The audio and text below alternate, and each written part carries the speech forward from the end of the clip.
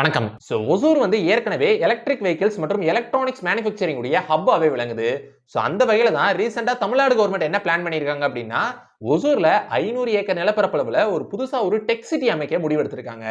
அப்படி இந்த ஒரு டெக் சிட்டி அமைஞ்சதுக்கு அப்புறம் இந்த ஒரு டெக் சிட்டில நிறைய ஐடி மற்றும் ஐடிஎஸ் ஃபிர்ம்ஸும் குளோபல் கெபாசிட்டி சென்டர்ஸும் அமையவிருக்கு அப்படின்னு சொல்லியிருக்காங்க. அது மட்டும் இல்லாம ஒசூர்ல ஏற்கனவே 2 சிப்காட் இண்டஸ்ட்ரியல் பார்க் அப்படின்றது இருக்குது.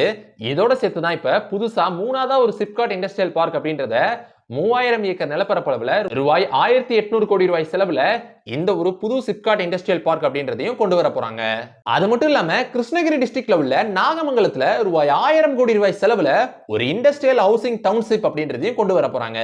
இதோட சேர்த்து ஒசூர்ல ஒரு டெர்க் டெர்மினல் அப்படின்றதையும் கட்ட போறாங்க. அது மட்டும் இல்லாம டாடா குரூப்ஸ் ரீசெண்டா ஒசூர்ல ஒரு இண்டஸ்ட்ரியல் சிட்டியை பில்ட் பண்ண முடிவெடுத்திருக்காங்க.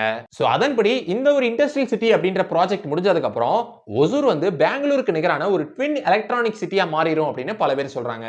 அதாவது டாடா ஜம்ஷத்பூர்ல அமைச்ச மாதிரியே ஒரு இண்டஸ்ட்ரியல் சிட்டியையும் ஒசூர்ல அமைக்க முடிவெடுத்திருக்காங்க. ஆனா ஜம்ஷத்பூர்ல ஒன்லி ஸ்டீலை மட்டும் ஃபோக்கஸ் பண்ணிருக்காங்க. அதுவே ஒசூரை பொறுத்த வரைக்கும் மல்டிபிள் செக்டார்ஸை ஃபோக்கஸ் பண்ணி இண்டஸ்ட்ரியல் சிட்டியை அமைக்க முடிவெடுத்திருக்காங்க. இந்த ஒரு ப்ராஜெக்ட்டை முன்னெடுக்கிறது டாடா எலக்ட்ரானிக்ஸ். இத பத்தி தான் இந்த வீடியோல நான் உங்ககிட்ட ஷேர் பண்ணிக்கலாம் அப்படின்னு நினைச்சேன். இந்த வீடியோ உங்களுக்கு பிடிச்சிருந்துச்சுனா லைக் பண்ணுங்க, உங்க ஃப்ரெண்ட்ஸ்க்கு ஷேர் பண்ணுங்க, அப்புறம் மறக்காம நம்ம சேனலை சப்ஸ்கிரைப் பண்ணிட்டு பக்கத்துல உள்ள பெல் ஐகானை கிளிக் பண்ணிக்கோங்க.